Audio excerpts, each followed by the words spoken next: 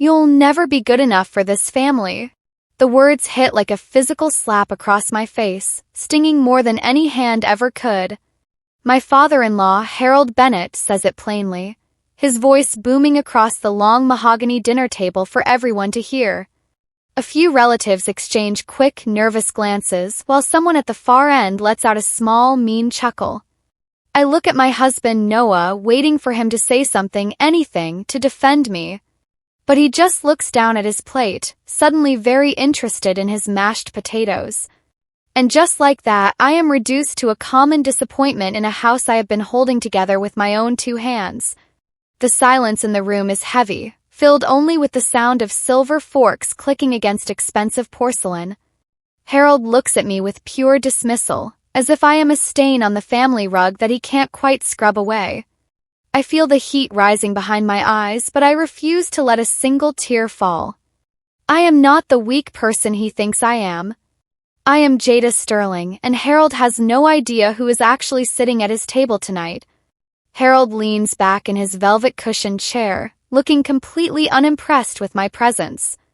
Let's be honest, Jada, he continues, enjoying the way the room has gone quiet for him. You don't have the pedigree we expected. You don't have the discipline to handle real responsibility. And frankly, you just don't add any value to this household. My chest tightens until it feels like my ribs might snap, but I keep my composure. I maintain a blank expression, even as my heart beats like a trapped drum. Everything he just said is exactly what I have been allowing him to believe for the past 3 years. I have played the role of the quiet, obedient daughter-in-law who stays in the background. I let him think I am just a lucky girl who married into money. He has no idea that the value he talks about is something I create every single day while he is busy napping or bragging to his friends. His arrogance is his blind spot, and tonight I am going to step right into it. I have been playing a long game, and Harold is about to find out he's already lost. I glance at Noah again, hoping for a spark of courage to flicker in his eyes. He shifts uncomfortably in his seat, adjusting his expensive watch, a watch I bought for him last Christmas. But he doesn't defend me. He doesn't say a word to correct his father. That silence confirms something I have been trying to avoid for a long time. I have been standing completely alone in this house. The man I married is more afraid of his father's shadow than he is of losing my respect. It is a cold realization that settles deep in my bones, turning my love into something sharp and brittle. When you realize the person who is supposed to be your partner is actually just a spectator to your humiliation, something inside you breaks. But in that break, a new kind of strength is formed. I don't need Noah to find his voice anymore. I have my own, and it is much more powerful than anyone at this table can possibly imagine. I have carried this family for 3 years, and tonight I am finally going to set them down and let them see what happens when the floor disappears. What no one at this table knows is enough to shake the very foundation of this mansion.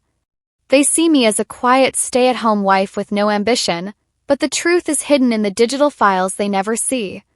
Every bill that gets paid on time, every investment that has grown by 20% this year, every system that keeps this massive household running like a well-oiled machine, it all runs through me.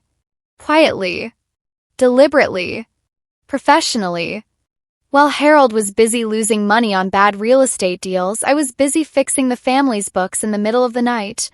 While Noah was out playing golf to network, I was the one actually closing the contracts that kept his business afloat. I have been the invisible engine of the Bennett family, providing the power while they all fought over who got to sit in the driver's seat. They think they are the masters of their domain, but they are really just guests in a world I have carefully constructed for them. I have been the architect of their comfort, and they have rewarded me with nothing but disdain and mockery. I never felt the need for recognition or applause. I believed in building stability, not announcing it to the world. I found a quiet satisfaction in knowing that I was the smartest person in the room, even if no one else knew it. But Harold measures worth only by what he can see, touch, and control. Because I don't walk around demanding respect, he assumes I don't deserve it. 'Cause I don't brag about my background, he assumes I have none. He has mistaken my silence for a lack of intelligence and my kindness for a lack of backbone. Tonight, he decided to use that perceived weakness to crush me in front of the people who matter most to him. He thinks he is putting me in my place, but he doesn't realize that my place is at the top of the pyramid. He has spent years trying to make me feel small, and I have spent those same years making sure I am the only one who holds the keys to his kingdom. The irony of the situation is that I am the only reason he still has a kingdom at all. "You're awfully quiet tonight, Jada," Harold says, his voice dripping with fake concern. "Is the truth too much for you to handle? I know it must be hard realizing you're just a passenger in this life." He chuckles, and his sister joins in with a high-pitched giggle. I take a slow, deliberate sip of my water, letting the silence stretch out until it becomes uncomfortable for them. "I'm just thinking, Harold," I say softly. My voice is calm, but it carries a weight that makes him blink. "Thinking? About what? What to cook for breakfast tomorrow?" More laughter ripples around the table. I smile, a real, sharp smile that doesn't reach my eyes. "No. I was thinking about the household accounts. Specifically, the Bennett Trust. It's been underperforming lately, hasn't it?" Harold's smile vanishes instantly. Trust is his pride and joy, the source of all his perceived power. He doesn't like anyone mentioning it, especially not someone he considers a burden like me. He leans forward, his eyes narrowing as he tries to figure out how I even know that name. "The trust is none of your concern," Harold snaps, his face turning a deep, angry shade of red. "You wouldn't understand the complexities of high-level finance if they were written in a children's book." I nod slowly, as if agreeing with him. "You're probably right, Harold. I'm just a passenger after all. But I did notice that the quarterly dividends were delayed this morning. That seems like something the person running the household should know about, wouldn't you say?" Noah finally looks up from his plate, his eyes widening with a mix of surprise and worry. He knows something is different tonight. He knows I usually stay far away from these topics. "Jada, let's not do this now," he whispers, reaching for my hand under the table. I pull my hand away before he can touch me.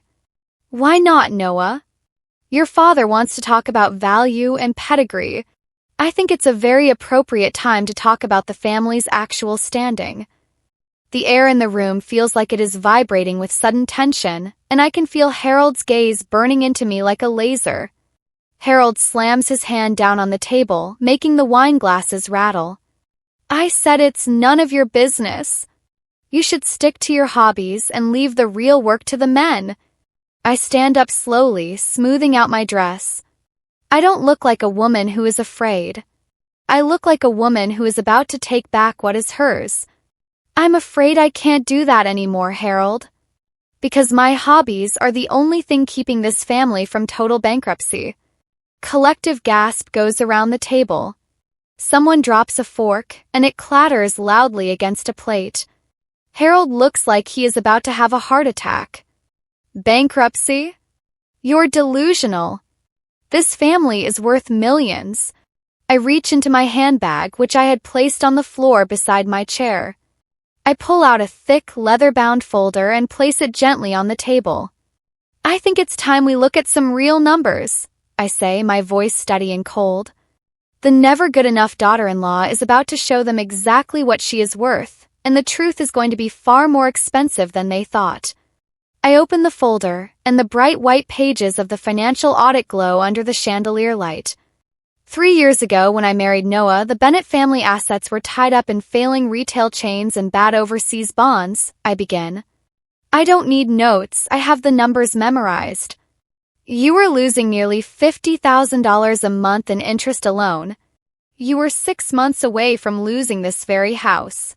Harold tries to grab the folder, but I move it just out of his reach. "How do you know this?" he hisses, his voice trembling with rage.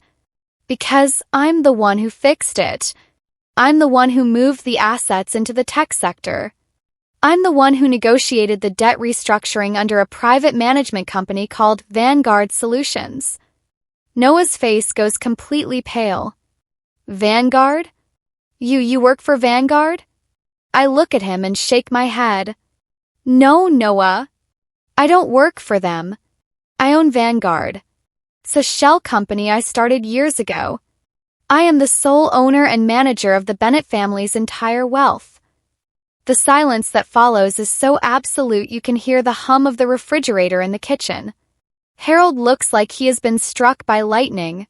His mouth hangs open, but no words come out. He looks at the documents, then at me, then at Noah. You own the company that handles our money, he finally whispers. I nod. I am the one who approves your monthly allowance, Harold. I am the one who pays the property taxes on this mansion.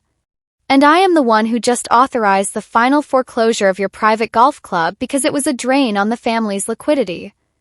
Harold's eyes bulge. My club? You closed my club? I sit back down, feeling a strange sense of peace. It wasn't adding value to the household, Harold. Isn't that what you said? We have to be disciplined, don't we? I'm just following your advice. The irony is so thick it's almost poetic. The man who just told me I was a disappointment is now realizing he has been living off my charity for years, and the tap is starting to run dry. Wait, Noah says, his voice cracking. You're saying you've been running our entire life? Without telling me. I look at my husband and I feel a pang of regret, but mostly I just feel tired. I tried to tell you, Noah. Many times. But every time I started to talk about my career or my investments, you told me it was too complicated for me to worry about. You told me to just enjoy the life your father provided for us. You never even checked the bank statements to see where the money was coming from. You just assumed it was the Bennett pedigree keeping us afloat. You were so happy to play the role of the successful heir that you forgot to ask who was actually doing the work. Noah looks devastated. He realizes now that his success as a businessman was a carefully managed illusion created by his wife. He wasn't the provider, he was the project. He looks at his father, then back at me, his world crumbling in real time as the truth finally settles in. Harold finally finds his voice, though it is much higher and weaker than it was 10 minutes ago. This is illegal. You can't just take over a family trust. I turn a page in the folder and point to a signature at the bottom. Actually, I can. 'Cause 3 years ago, when you were in that minor legal trouble with the tax department, you signed over the management rights to Vanguard Solutions in exchange for a bailout. You were so happy to have the problem go away that you didn't even read the fine print. You gave me full control over every asset the Bennett family owns. And since I am the primary shareholder of Vanguard, the Bennett Trust is, for all intents and purposes, under my sole discretion. You traded your independence for a quick fix, Harold. And you didn't even realize who was signing the check. Harold looks at the signature, his own messy scrawl, and he looks like he wants to vomit. He realizes he handed over the keys to his kingdom to the very person he spent the last 3 years insulting. The relatives at the table are staring at me like I'm a ghost. No one is laughing anymore. No one is making jokes about my pedigree or my discipline. They are all realizing that their lifestyle, the vacations, the clothes, the very food they are eating, is entirely dependent on me. So, I say, closing the folder with a sharp snap, now that we've established who adds value to this household, maybe we can discuss the new rules. Harold tries to stand up, his legs shaking. There are no new rules. This is my house. I look at him with a cold, firm stare. Actually, Harold, according to the deed transfer I finalized last Tuesday, this house is now a registered asset of Vanguard Solutions, which means you are currently a guest in my home. And as a guest, I expect you to be polite. If you can't be good enough for this family's new standards, you're welcome to find a household that suits your pedigree better. But I suspect you'll find the real world is much less forgiving than I've been.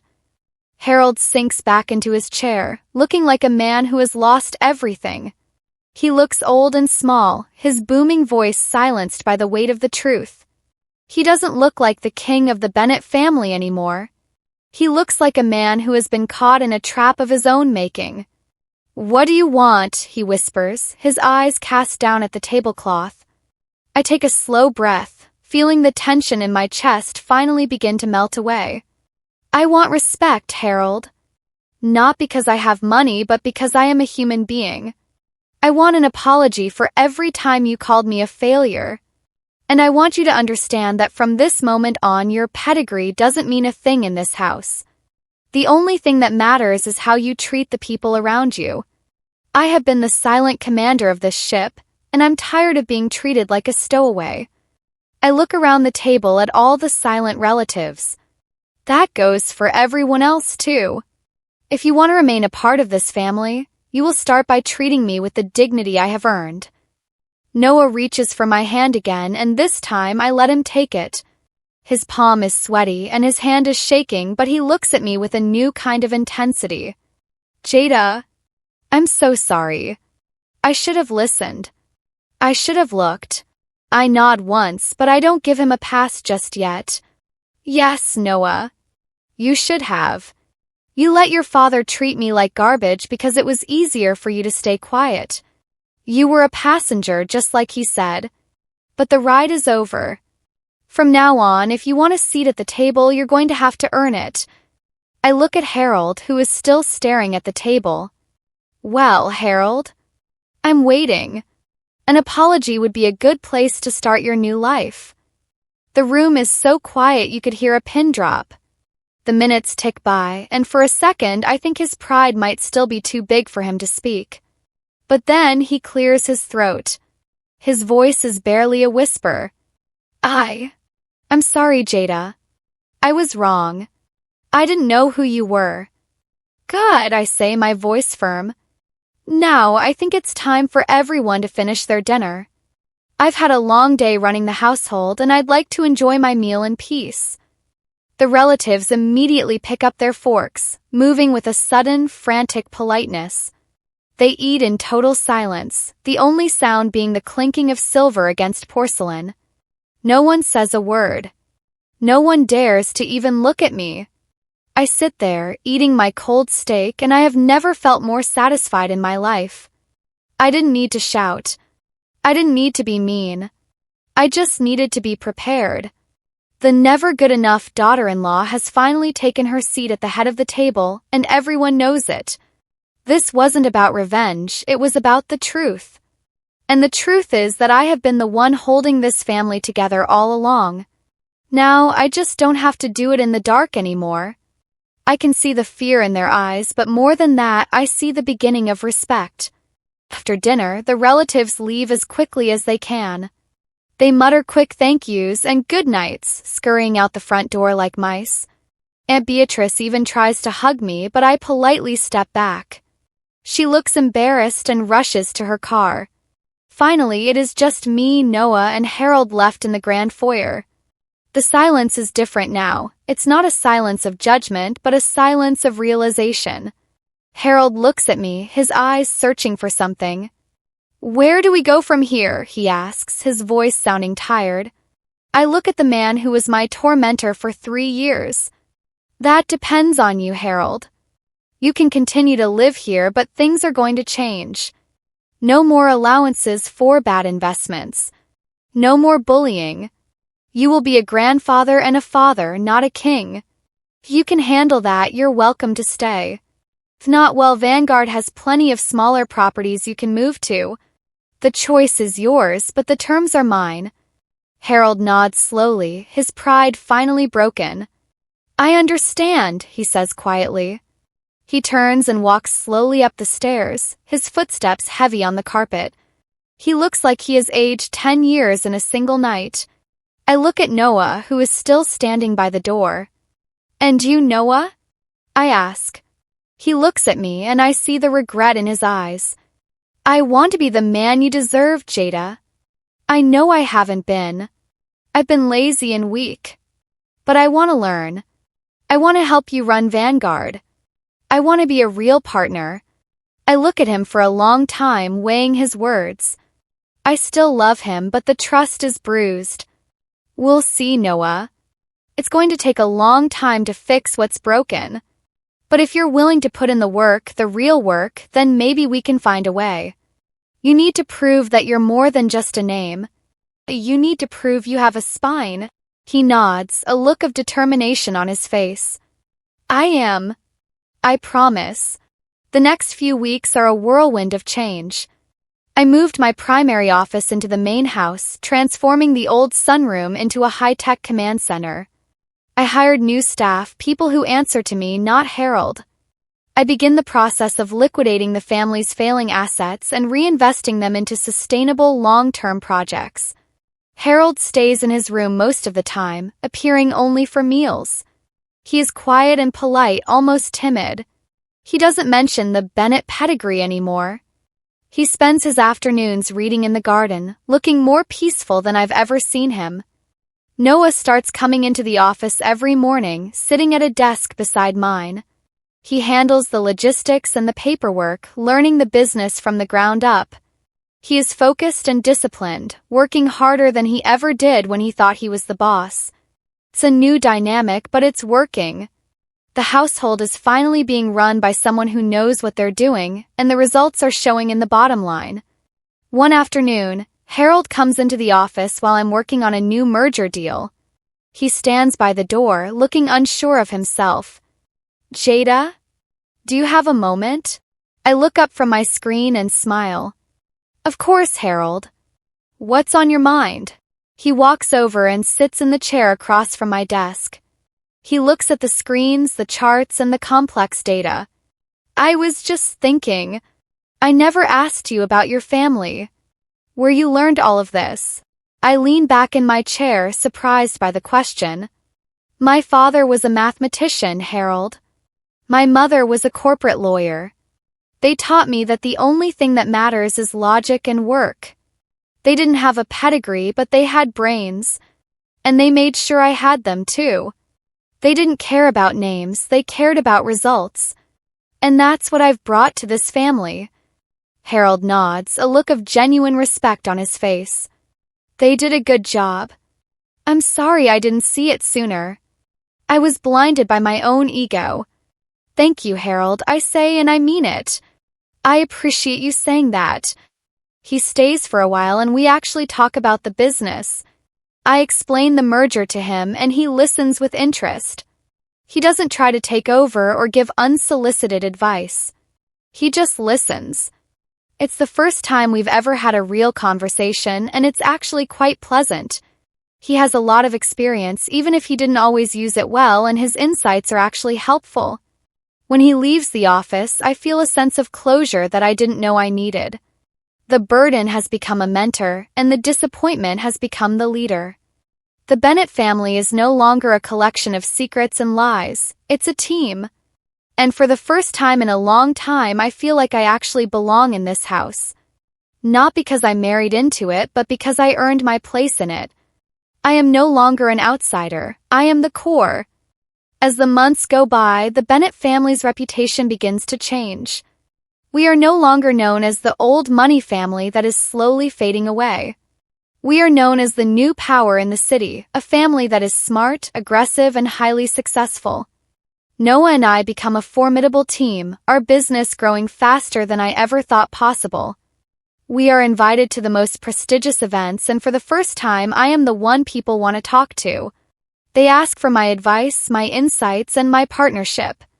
Harold attends the events with us, standing proudly by my side.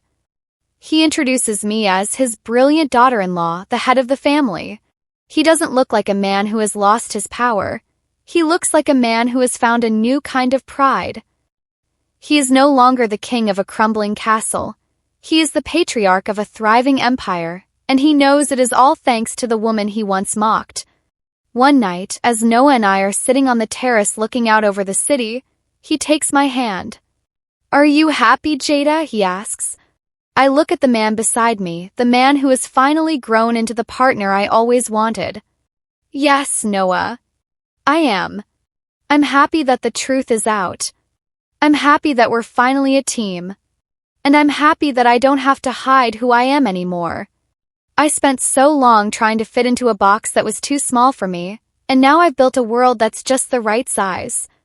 He pulls me closer and we sit in a comfortable, peaceful silence. The house behind us is full of light and life, no longer a place of judgment and humiliation. It is a home. My home. The never good enough girl has built a life that is more than enough. I've learned that respect isn't something that is given to you because of your name. It's something you build with your own hands. Looking back on that dinner, I realized that Harold's insult was the best thing that ever happened to me. It was the spark that finally pushed me to step out of the shadows. It was the moment I realized that silence isn't always a virtue, and that sometimes you have to stand up and show the world who you are. I'm no longer the quiet girl in the background. I am the woman who runs the household, the company, and the future. I am Jada Sterling, and I am more than good enough. I am powerful. I am successful. And I am finally free. The Bennett pedigree might have given this family a name, but it was my work that gave it a future. And that is the most valuable thing of all. I close my eyes and listen to the sounds of the city, feeling a deep, profound sense of peace. My story isn't over, it's just getting started. I have so much more to build, and this time I won't be doing it in secret. The next morning, I walk into the kitchen to find Harold and Noah already there, drinking coffee and talking about the day's schedule. They both look up and smile when I enter. "Good morning, Jada," Harold says, pulling out a chair for me. "We were just discussing the new investment strategy. We'd love to hear your thoughts." I sit down, feeling the warmth of the sun through the window. "I'd love to tell you," I say, taking a sip of my coffee. We spend the morning talking, planning, and laughing. The house is full of the sounds of a family that finally understands what it means to be good enough. We aren't perfect, but we are real. And as I look around the table, I realize that this is exactly what I was building all along. A life of respect, a family of equals, and a future that belongs to all of us. The never good enough daughter-in-law has finally come home, and she is the master of her own destiny.